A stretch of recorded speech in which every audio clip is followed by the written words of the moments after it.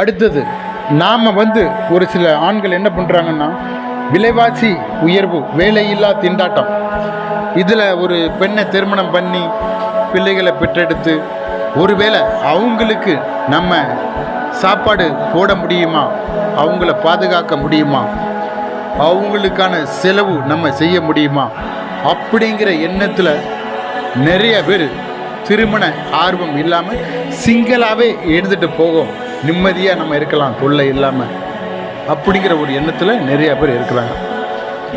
ஆனால் அது தவறு, சரியா? ஏன்னா ஒரு ஆணையும் பெண்ணையும் இறைவன் எதற்காக படைத்தான் என்றால் சேர்ந்து ஜோடியோட வாழத்தான்.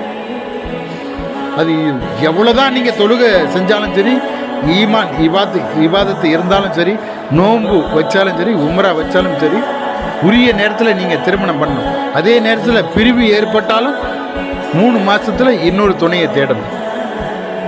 தேடாமல் நீங்கள் உங்கள் வழிபாடு ஏற்றுக்கொள்ளப்படாது, சரியா? இறைவனுக்கு நமக்கு என்ன கொடுக்கணும்னு சொல்லி இறைவனுக்கு தெரியும். நாமட்ட வசதி இல்லாமல் இருக்கலாம், சரியா? அந்த பெண்ணை திருமணம் பண்ணி நம்மளால் பாதுகாக்க முடியுமா, காப்பாற்ற முடியுமா, சாப்பாடு போட முடியுமா அப்படி யாராவது நீங்கள் கருதுனா அது மிகப்பெரிய தவறு. இறைவனுக்கு தெரியும். நீங்கள் திருமணம் செய்யும்போது தான் நீங்கள் உங்களுடைய உங்களுடைய மார்க்கத்தை, ஈமான் இபாதத்தை ஒரு முக்கால்வாசி நீங்கள் பூர்த்தி செய்றீங்க. நாம் குரான் ஓதிட்டோம், ஆலிமாக படிச்சிட்டோம், அதனால் நம்ம இஸ்லாத்தை முழுவதுமாக கம்ப்ளீட்டாக ஃபாலோ பண்ணிட்டோம் அப்படின்னு யாரும் நினைக்கக்கூடாது. திருமணம் ஆகணும். திருமணம் செய்கிறதுனால என்னென்ன நன்மை இருக்குன்னு சொல்லி தெரிஞ்சுக்கோங்க. உங்களுக்கு ஒரு சிறந்த லேடிஸ் நண்பர் கிடைக்கிறார். நம்ம பாருங்கள், ஒரு லேடிஸை எங்கேயாட்டும் நம்ம பேச முடியாது, பார்க்க முடியாது, சரி? அப்படி பார்த்துட்டா பெரிய பிரச்சனை ஆகும், பேசிட்டாலும் பெரிய பிரச்சனை ஆகும். இப்போ அதனால் நமக்கு பேசுறதுக்கும் பார்க்கறதுக்கும் ஒரு பெண் நண்பர் நமக்கு தேவைப்படும். அப்படி ஒரு பெண் நண்பர் உங்களுக்கு வாழ்நாள் முழுவதும் உங்களிடம் பேசிக்கொள்வதற்கும், உங்களிடம் பழகுவதற்கும், உங்களை பார்த்து கொள்வதற்கும், உங்களுக்கென்று உணவு சமைப்பதற்கும், உங்களுக்கென்று வாரிசுகளை உருவாக்குவதற்கும் பெண் தேவைப்படும்.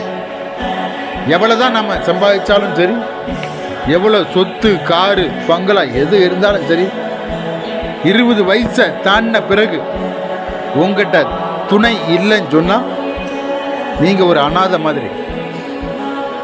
நமக்கு சகோதரிகள் இருக்கலாம், பெற்றோர்கள் இருக்கலாம், உறவினர்கள் இருக்கலாம், அவங்கெல்லாம் எல்லா நேரமும் உங்கள் கூட இருக்க மாட்டாங்க. அவங்க உங்களுக்கு சாப்பாடு கொடுக்க முடியும், இருப்பிட வசதி செய்து தரப்படும், வேறு எந்த ஒரு அக்கறையும் உங்கள் மீது தனிப்பட்ட முறையில் அவங்க கொள்ள மாட்டாங்க. ஒரு வேளை தனிப்பட்ட முறையில் உங்கள் மீது பாசம் செலுத்த வேண்டும், அன்பு செலுத்த வேண்டும் என்றால் தாய் மனைவி இந்த 2 பேர் தான். தகப்பனாரை கூட இதில் சேர்க்க முடியாது. தாயார் மனைவி இவங்க 2 பேரையும் நம்ம கன்ஃபார்மாக சேர்க்க முடியும். இந்த 2 பேர் தான் நாம் வெளியில் போய் வீட்டுக்கு வருவதற்கு தாமதம் ஆகிவிட்டான்னு வச்சுக்கோங்க. அவங்க தான் கேட்பாங்க, எப்போ வருவீங்க அப்படின்னு. நீங்கள் சாப்பிட்டீங்களா அப்படிங்கிற ஒரு வார்த்தை இந்த 2 பேர் வாயிலேருந்து தான் வரும். சாப்பிட்டீங்களா, எங்கேயாட்டும் நீங்கள் வீட்டிலேருந்து வெளியில் எங்கேயாட்டும் தூரமாக போயிட்டீங்க, வேலைக்கு போயிட்டீங்க, வர்றதுக்கு தாமதமாகும் அப்படின்னா எப்போ வருவீங்கன்னு சொல்லி கேட்குற குரல் 2 குரல் தான். ஒன்று தாயார், அடுத்தது மனைவி. புரியுதா? அதே மாதிரி எப்போ வருவீங்கன்னு சொல்லி கேட்குற குரல் இந்த 2 குரல் தான். இப்போ அதனால் நீங்கள் எவ்வளோதான் சம்பாதிச்சாலும் சரி, எவ்வளோதான் வருமானம் இருந்தாலும் சரி, 20 வயசுக்கு மேலே ஆகி நீங்கள் துணை இல்லைன்னா நீங்கள் ஒரு அனாதைகள் தான். நீங்கள் அர்த்தம் இல்லாத வாழ்க்கை வாழ்ந்து கொண்டு இருக்கிறீர்கள் என்று அர்த்தம். இப்போ அதனால் துணையை தேடுங்க. நீங்கள் துணையை தேடி உரிய நேரத்தில் நிக்கா செய்யும் போது தான் உங்களுடைய ஈமான் கபூலாகும். உங்களுக்கு பெண் நண்பர் கிடைக்கிறார், நிரந்தரமாக கிடைக்கிறார். பெண் நண்பர் என்றால் நிரந்தரமாக கிடைக்கிறார். சரியா? இப்போ அதனால் நம்ம வாழ்க்கை நல்ல முறையில் வாழணும், அதாவது மார்க்கத்தை பூர்த்தி செய்யணும் சொன்னால் திருமணம் கட்டாயம் ஆகிறது. அதுவும் உரிய வயதில். பிரிவு ஏற்பட்டாலும் 90 நாளில் இன்னொரு துணையை நீங்கள் தேடலைன்னா இப்போ நீங்கள் செஞ்சுக்கிட்டு இருக்கிற தொழுகை, நோன்பு எல்லாமே கணக்கில் எடுத்துக்கொள்ளப்படாது. அதனால் திருமண விஷயத்தில் அதிக ஆர்வம் காட்டுங்க. சரியா?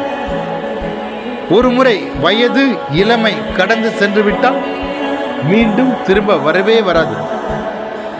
வயது ஏற ஏற உங்களுக்கான இளமை அழகு குறைந்து கொண்டே இருக்கும். சரியா? பருவத்தில் வாலிபமாக இருக்கும்போது நீங்கள் துணையை தேடும் போது தான் உங்களை நாடி நிறைய பேர் வருவாங்க. காலம் கடந்த திருமணம், வயது கடந்த திருமணம் சிரமத்தை உண்டாக்கும். நீங்கள் ஒரு துணையை தேடும்போது மிகவும் சிரமத்தை ஏற்படுத்தும். அதனால் நம்மகிட்ட வீடு இல்லை, வருமானம் இல்லைன்னு சொல்லி நீங்கள் யாரும் திருமணத்துக்கு துணை தேடாமல் இருக்காதீங்க. இதெல்லாம் நீங்கள் திருமணத்துக்கு துணை தேடின பிறகு தான் வரும், ஆட்டோமேட்டிக் வரும்.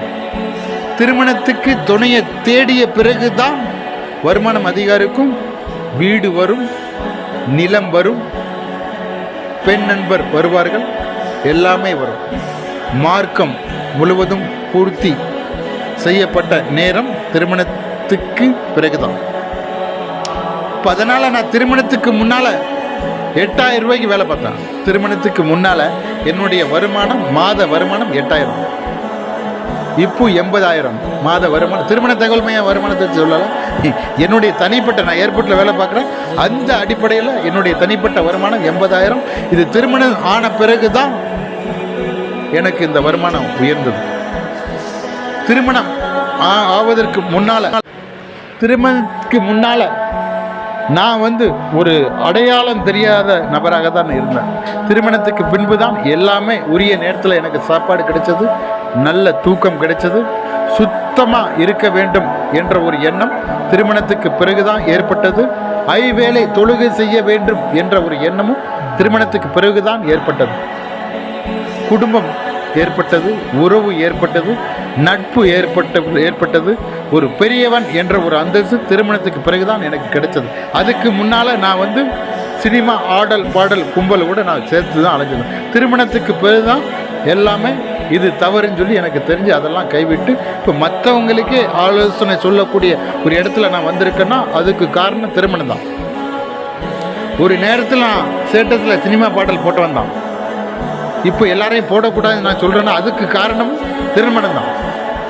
ஒருவேளை நான் திருமணம் செய்யாமல் இருந்திருந்தால் இன்று வரை நான் ஸ்டேட்டஸில் சினிமா பாடல் போட்டிருப்பேன், சினிமா நடிகை பின்னால் சென்று கொண்டு இருந்திருப்பேன். வாலிபர்கள் சிறுவர்களுடன் சேர்ந்து ரவுடித்தனம் பண்ணி கொண்டு இருந்திருப்பேன், சண்டை சச்சரவு என்று இருந்திருப்பேன், காவல் நிலையம் சிறை என்று நான் சென்றிருப்பேன். ஆனால் இதெல்லாம் தவிர்க்கப்பட்டது திருமணம் தான் காரணம். ஒருவனுக்கு திருமணம் நடைபெறும் போதுதான் அவன் ஒரு மனிதனாக மாறுகிறான். பொறுப்பு அப்போது அதிகரிக்கிறது, பாசம் அதிகரிக்கிறது, மார்க்கம் அதிகரிக்கிறது, கெட்ட பழக்கங்கள் கைவிடப்படுகிறது, தீய பழக்கங்கள் கைவிடப்படுகிறது, மற்ற பெண்கள் மீதான பார்வை குறைகிறது. இவ்வளவு பெரிய நன்மையை ஏற்படுத்துவது தான் திருமணம். இப்போ அதனால் நீங்கள் பிள்ளைகளுக்கு வேலை செய்யட்டும், சம்பாதிக்கட்டும் சொல்லி அப்படி விடாங்க, அவங்க தவறான பாதையில் போவாங்க. பெண் பிள்ளைகளுக்கு அவங்க வேலைக்கு போகிறாங்க, கொஞ்ச நாள் ஆகட்டும், வீட்டில் பாத்திரம் கழுவதற்கும் அந்த பெருக்குவதற்கும் துணி துவைக்கிறதற்கும் பெண் தேவை அப்படின்னு சொல்லி நினச்சிக்கிட்டு அந்த பெண்ணோட திருமணத்தை தாமதப்படுத்தாதீங்க. இயற்கைக்கு மாறான உறவுகள் பெண் ஆண் திருமண வயதை கடந்த பிறகு அவர்கள் செய்வார்கள். இயற்கைக்கு மாறான உறவு என்னவென்றால் கைப்பழக்கம். ஆண்களும் பெண்களும் கை பழக்கத்தில் ஈடுபடுவார்கள். அவங்க எப்போது பெற்றோர்கள் முன்னால் ஈடுபட மாட்டாங்க. குளிக்க போகும்போது, பாத்ரூம் போகும்போது, தனிமையாக வீட்டில் இருக்கும்போது பண்ணுவாங்க. கைப்பழக்கம் அல்லது செயற்கை சாதனங்கள் மூலம் பண்ணுவாங்க. பெண்களும் பண்ணுவாங்க, ஆண்களும் பண்ணுவாங்க. 20 வயதை கடந்தவங்க கண்டிப்பாக பண்ணுவாங்க. இப்படி அவங்க பண்ணும்போது பெண்களுக்கு வந்து மலட்டுத்தன்மை, குழந்தை பெறாமல் போகலாம். இயற்கைக்கு மாறான உறவுகள் பெண்கள் ஆண்கள் ஈடுபடும் போது என்னென்ன தீமைகள் ஏற்படுகிறது என்பதை நீங்கள் அனைவரும் தெரிந்து கொள்ளுங்கள். பெண்களுக்கு குழந்தை பிறக்காமல் போகலாம். ஆண்களுக்கு ஆண்மை இழக்க நேரிடும். ஆண்களுக்கு ஆண்மை இழக்க நேரிடும். கை கால் நடுக்கம் அதிகரிக்கும்.